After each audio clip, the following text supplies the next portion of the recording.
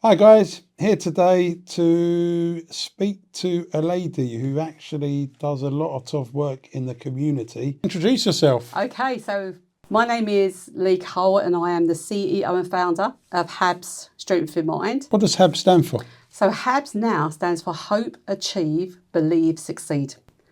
Because for us, it really is about young people having hope that there is a better path ahead. Because for some of our young children we support and adults, they're in a place where they can't see the light at the end of that tunnel. Initially, HABS was a local schools partnership, and we were based here at Wormley School. Okay. And we got secure funding from 15 organisations, that's now gone to 19. Then we had Strength in Mind, which was a mental health provision, which was a CIC, because I'm a clinical supervisor, I'm a mental health specialist. So we had these two separate organisations. We wanted charity status. We put our application in April, and it was very quick. We secured our charity status mid-May 24. So both those organisations have now merged into one, which is HABS Strength in Mind. The ethos behind the organisation is like a one-stop shop for everything. We don't need to pass you on to another organisation. Okay. We support from the ages of 5 up to adult life. We go into schools. We work with young people. We offer parenting advice, parenting workshops, programs, so families can come to us for support and advice. But then we offer counselling for the children, for the adults. So anything to do with diversity, within reason, within our team, we've got someone that can support it. What are you qualified as? So my goodness, what am I not qualified Are you qualified? as? I absolutely. You are qualified. All right, well, that's a absolutely good am start. qualified. That's yes. a good start. I think I am. Well, I thought I'd check. Yeah, so Mario, it actually started for me. Education wasn't that easy for me. So I was undiagnosed ADHD. At school, I found it very, very challenging because I could not work out the way of learning. So I suppose I did what a lot of young people do. I just ended up getting into a lot of trouble in learning when I couldn't understand things. I was just mucking about in class. So I ended up not having the best of educations. But left education, ended up in a place where I became a single parent with my children. Okay. And that's where things changed for me. So I didn't have the qualifications originally. Okay. But from a very young age, I can remember at 17 saying to my mum, I just want to work with children. But I couldn't because I hadn't qualified to do things with children. So my journey began when I was about 29. I just went into an 10 years ago? No, 5. 5 years ago. God, I wished it was. No, I had life experience, and I went for an interview down at Andrews Lane School in Cheshunt. Okay. And there was a lady there called Jo Bryder, and the head teacher, which was Rod Connolly, was truthful. I haven't got the experience or the qualifications, but I've got life skills. And they gave me a chance, and that was the beginning of my journey. As what? That was as a behaviour worker. You'd had some qualifications at this stage or not yet? No. So you were just... No, life skills. Right, you were basing it on Yeah. life experience as opposed to... Qualifications. Okay. So my son was ADHD with autism and Tourette syndrome. I was a single mum, so I'd been struggling financially, lived in Broxbourne at the time, and everything they were looking for, I had lived, but I wasn't qualified. Right. They gave me a chance. They started investing in training for me. So I gradually started progressing and become a behaviour specialist within that team on outreach. And that was, I suppose, the rest is history. From there, my love for learning started. I secured a business degree. I got a degree in counselling with children and young people. I qualified as an adult support worker and therapist, and then got a master's. Well, the interesting thing you mentioned there, Leigh, which is obviously quite important, is sometimes people just need a chance in life, don't they? I say it all the time. For you needed the chance first, right? 100%. I still talk to Jo to this day because she took a chance with me. And we say it all the time. I was talking to someone else about this the other week. Young people and adults just need someone to believe in them, and they can thrive. And Joe and Rod believed in me. They saw something and they gave me that chance, and I did thrive. And without them, I wouldn't be doing this today. But look, you still had to do the work. 100%. And you did that, right? 100%. So although thank you to Joe and Yeah. Rod, you still had to go and do the work. Yeah, definitely. How was HABS born? How did HABS start? How did Strength in Mind start? So I started my first family support service in Hertford, and that was the beginning of me being able to build a team. When would this have been? So, oh my God, dates now. That would have been Roughly 2005. So over 20 years ago, Yes. you started supporting families. Yep, 2005. Okay. I think that's roughly 2005. I'll have to think back. That was with Nick Binder over at Seals School. He recruited me to build a family support service for his families over there, especially around Seal Farm. So that was the beginning of what I've created here. It was my first time. I made mistakes, definitely learnt by that role. Somebody called me up and said, there's a job going and I think you'd be brilliant. They need someone that's got that zest. I said, okay. So I went for an interview here with a lady called Chris Hall and some other head teachers from Forres, which was Sue Camp, and Rachel Seamark. Got interviewed and secured the job here to start the partnership here. So that was the beginning of HABS. And that was very much about family support, going in schools, work with children, young people. It was very much family support, housing, debts, family breakdown. Even though we was all qualified with mental health, it was very much about keeping those families together, helping families, that children struggling in education. We have lots of parents that are struggling with their children. And you get to a stage where you just don't know what to do, and we call it family breakdown.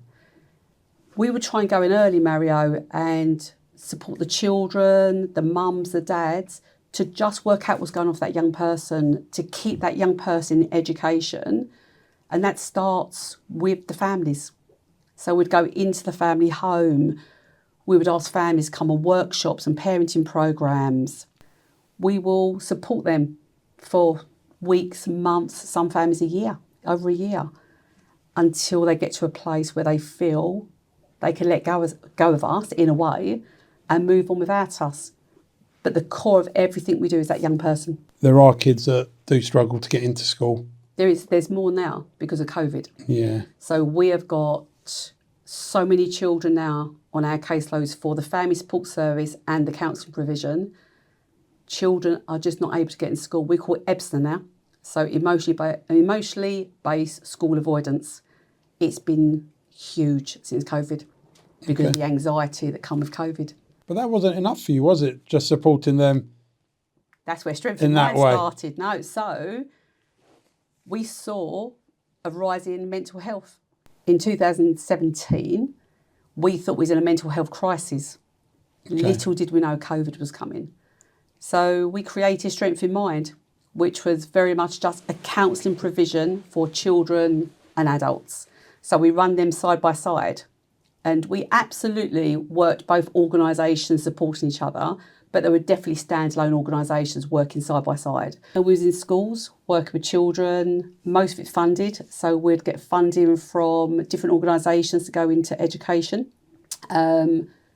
We had funding from the lottery to offer free counselling to adults, parents and children. Then COVID came, absolutely blew mental health out of the water. Yeah. And we've never recovered. So that was the idea of merging both the organisations. You're supporting families financially now, right? Oh, yeah. I think we always did offer some form of financial support, whether that was for school uniforms, for electric. We've been doing that for many, many years. And we do get some funding from Broxbourne Council that help us with that adversity. But again, with COVID, it's the cost of living's gone through the roof. Families are struggling more than ever. And I think with this latest crisis, it's going to be worse. So we do apply for grants for additional funding to support our families with fresh food, with electricity, with clothing. As you know, organisations like yours They raise money for us, and again, that goes towards supporting families and children that are struggling with anything. It could be school dinners, it could be bus passes to get children to school. But we've also got the Christmas appeal. There's still like some families, children that are without, right? Absolutely, and I think that is, isn't it? We've got that leafy part of Broxbourne, and most people know Broxbourne as this really beautiful place to live, and it is. But we have families that have got severe adversity, and it's on the doorsteps. So if you go from this school, you come out of Wormley, you turn right, and you've got multi-million-pound houses. Yeah. You turn left, and we've got a lot of social housing. We have a lot of families that are struggling, and they're living side by side. And I think that goes, not so much now, because we are definitely promoting it all over social media. That was very unseen. And they are the families, they get lost. Yeah. And we're talking about families that go home to no food. Children that got no heat in their homes. We're buying beds because we've got children sleeping on the floor. Yeah. And then as they're going to school with families from very, very affluent families. And yeah, I think that's been a real challenge trying to get funding, because we have to educate that actually it's not just an affluent area. And I think the poignant part about conversation between you and I, Mario, is you work in Broxbourne, you know the Broxbourne locality, and you were shocked with what we was facing as a team. Yeah. And I can remember you saying, I didn't realise it was that bad out there. No. And this is the area that you support, and that's the hidden part, Correct. isn't it? So the Christmas appeal started again with a young boy at Wormley School. He was only 6 at the time, and I was supporting him with mental health. So his mum had left due to different reasons. Dad was struggling, so Dad had his own issues as well. And I turned up at Christmas with all of my resources about Father Christmas, because what child does not love Father Christmas? And that was my naivety. Went to see this young boy. He came into my room, saw the resources, and basically wrecked my room.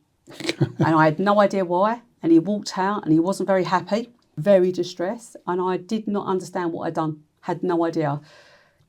That young boy had not had a Christmas present for 2 years. Wow. And Dad had said to him, the Father Christmas was going to come back. And of course, Father Christmas never come back. So for a 6-year-old boy, Mum had gone, Father Christmas didn't come. So he must be so bad. And that's how he saw himself. He must be so bad because even Santa has not turned up. So that year, 2013, Yeah. me and my husband supported that family, that one child. Okay. And the Christmas appeal started. We decided to make this bigger.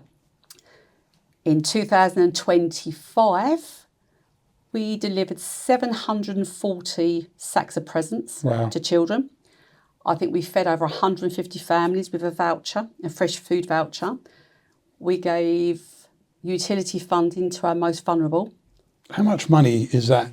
When you're saying all this... Hundreds of thousands of pounds. That's hundreds of thousands of pounds Mario, invested there, yeah? we sort of do a guesstimate of roughly the presents that are in the sacks, how much that is, £100, £150 per sack of presents, because it's got clothing in, it has chocolates in there. That's quite a lot of money, Leigh. Like, I'm thinking, would you... Because you can think you just presents. Yeah, I was thinking you could spend 40 quid on a present and buy more of them to give... But you were like, well, no, it's clothing. It's like... It's absolutely. For the year and what have you not? And I thought, oh, yeah, when you put it like that... Yeah. So we absolutely have got gifts in that sacks, in the sacks. But we're putting in socks, underwear, pyjamas, sweatshirts. Yeah. And of course they're a gift, but this is about giving the children clothing. Necessities, yeah. Blankets. We give blankets. Everything's donated. So we start the appeal in July. Every present we receive is donated from organisations like yours, from the community, from other schools. From July. I was thinking like a couple of weeks before Christmas. Like, we can... But absolutely not. The referrals are all coming from schools and from agencies, so we know they are families in need. If someone does call us, we do try and look into the background and just make sure that this is going to families that really do need this support. And that's why for 700 children, we absolutely need to start in July. And we start contacting all of our big organisations. We cap the areas because the money generated in Broxbourne goes to our Broxbourne families. The money that's generated in Bishop Stortford from organisations and schools supports the families in Bishop Stortford. So it sounds wrong to say we separate it, but in a way we do. Where does the inspiration come from? I think everyone in my team, we have walked in those shoes. So education, I struggled in education. I was undiagnosed ADHD. I've had a broken down marriage. So my marriage wasn't a loving relationship. I've been where these parents were, but there was no help. So that absolutely is one of the drivers. It's the passion that keeps us going, and everyone on my team are the same. They've all experienced mental health and adversity, and they've all struggled. So I think that's what gets me up to keep on building, to support these families. And Mario, there is nothing better. I've bumped into young men at 25, 26 that have recognised me and said, it's because of you I've kept going. It's because of you I didn't give up. And I had a young man from early in my career when I was linked to Joe and Rod. And he tracked me down. He was 30 and he found where I was working to say he'd become a dad. Wow. He didn't know who to talk to and he wanted to share that news because he'd sort of broken down from his family. And he contacted me to say, I wanted you to know that I've got a job and I've got children. It is hard, mostly draining, but they're the wins. They're the bits that keep you going. So Leigh, did you start all this alone? You start the vision on your own in a way. You get an idea. My team is a standing joke. If I say I've had an idea, they will literally go, oh no, what now? Because I'm forever evolving and thinking about what we can do next, where we can get money from. Without my team, HABS would not be here. I could not do this on my own. I've got the most amazing team. So I've got two ladies, Gabby and Layla, that have been with me from the very beginning. And they've developed and they've trained. They've both qualified as counsellors in the past 2 years. So they're now doing both sides of the role. But in my team now, we have the core of our team on 9 workers. But then I've got my mental health team as well, the provisions. So we have access to 5 counsellors that come on board and work in our mental health provision. And I have 10 trainee therapists in our schools working. So the team is getting bigger and bigger as we speak. And then the volunteers. I've got about, 10 volunteers that come and help us. How do you unwind? So it is hard because this is not a 9 to 5 job. And I work the craziest hours.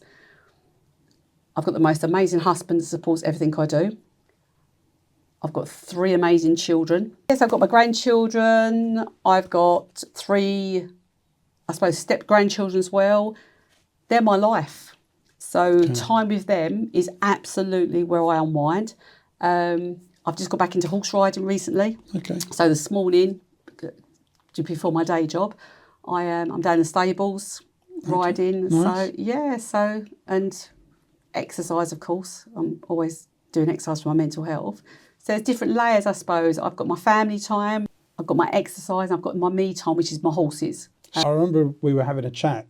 You sort of said to me, I love what I do. It wasn't going to make you a millionaire. If I recall, you saying it, you're like, Financially, no, it's not. Right. How do you say, when the money runs out and you get that phone call from a family saying I've got no food, how do you walk away from that?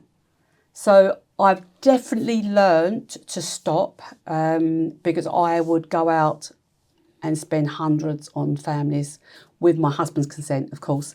Even for us, cost of living has impacted us all. So I'm not as bad as I used to, but I will still go out of my way to support a family. But all my team do. All my team are the same. And I think in our jobs, Mario, we're never going to be millionaires because we work for the community. Yeah. If we wanted the money, we'd go private because we could earn 2, 3, 4 times what we earn in a day job.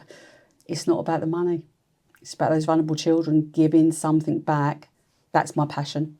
What do you need from the community? So for businesses, I think it's about the funding with our corporate funding, the social side of it. We would love for organisations to say, we've got some money and we'd like to help HABS for this year. Okay. I think it's called corporate responsibility. We just need organisations to support us. We need more organisations locally to say, we can help you raise money by an event. Be in our charity of the year. That'd be amazing, because that for us is not us trying to go out and organise an event, but fundraising events. We've got a skydive this year from an organisation called Hills Construction. Lovell's Builders have got a golfing event for us in July. Things like that generate a lot of publicity for us, a lot of funding. We need more things like that. So any help. Because I think when you see vulnerable children, it's heartbreaking, and that's what they're helping, that vulnerability in our community. And by the way, there will be links, contact numbers, email addresses, all sorts on this, so that people can reach out, Leigh, and even make contact with us, Mario, because people have heard of HABS and they'll say, oh yeah, we've heard of HABS. Ring me, hear what we do, because I know I did an interview with Broxtown, and he had no idea the breadth of what we do and how our role has evolved over the years. Call us as well. Make donations, look into us, but call us and hear more about what we do and how they can help. That's what we're hoping, we get more support from the community. Primarily, you're looking for time or money? Yeah, absolutely. And I say to people, I haven't got the time because I'm too busy, I'm trying to run a business. Life is busy. It is 100%. But if I can help with money, well, that's where... And the same people... Do you need people for time, or is it mainly money? We can't survive without the money, but we also need people. Volunteers to come to events to help us fundraise. Volunteers for the Christmas appeal. We've got a very strong network now of volunteers. I think we had 10 volunteers last year. Wow. Builders picking up all of our presents for us. We always need volunteers. And every year, I must mention him, Pete Ellis, down at Pinder Road. He's the Hoddesdon truck and van hire. He gives us a van every year. And every year, he donates his time without fail. I know I can rely on him every Christmas. So it's getting that sort of network and bank of people that we can rely on, because we definitely need it. What would be your 3 biggest tips? Believe in your vision. Believe in the organisation you're trying to build. Never give up, because there's been many times where I've just thought, why am I doing this? I'm coming to near retirement age, surely I should be slowing down. But I think believe and trust in what you're doing. And I think if it's something you want to do, believe in yourself. Because if I'd listened to education, crikey, I wouldn't be where I am today.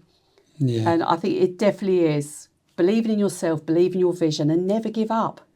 Because actually, crikey, it's been hard. And I've had days where I've woke up just thinking, there's got to be an easier way of making money and doing a job. But actually, I love what I do. And I get up and I do it again and again and again. And I think that's important as a business owner. You have to love what you do. I love what I do. I love the schools I work with. I love working with children and families. If that was to go, that would be my time to move on. And when I'm talking to my business advisor, John, he talks about retirement and slowing down. When I wake up and that passion has gone and that drive for helping people has gone, that's when I think I'll step back and say someone else needs to take over. Finding someone that will you're care for it as much as you, or nearly as much as you, if not as much. That can still... And by the way, Leigh, we can get to 1,000 sacks, I'm sure, for Christmas. With this, we 1,000. Come on. We need more support. So we ran out of presents last year, especially for teenagers. Everyone loves buying the presents for the little children. Okay. We do absolutely need to stop. We have to say no to some families because we've run out of presents. if organisations that you know from this So- can help us. So we had 740 Over, I think, over 740. over 740 sacks of presents. There's always more families, and Do you think there is another 200 families that you could? there's always more. We've grown from one child to over 750. Yeah. But we need the people to help us with the appeal because we cannot do it on our own. We need more donations coming in, financial for the vouchers and presents. We absolutely could help more children. But we can't do that without other people helping us because there's only so many hours in a day. Well, look, thank you for your time, Leigh. Appreciate hearing your story. Reach out to Leigh. Phenomenal woman. Fantastic work for the community. Leigh and her team. Help And Leigh and her her team. team. And her Absolutely. team. Because behind me is an amazing team.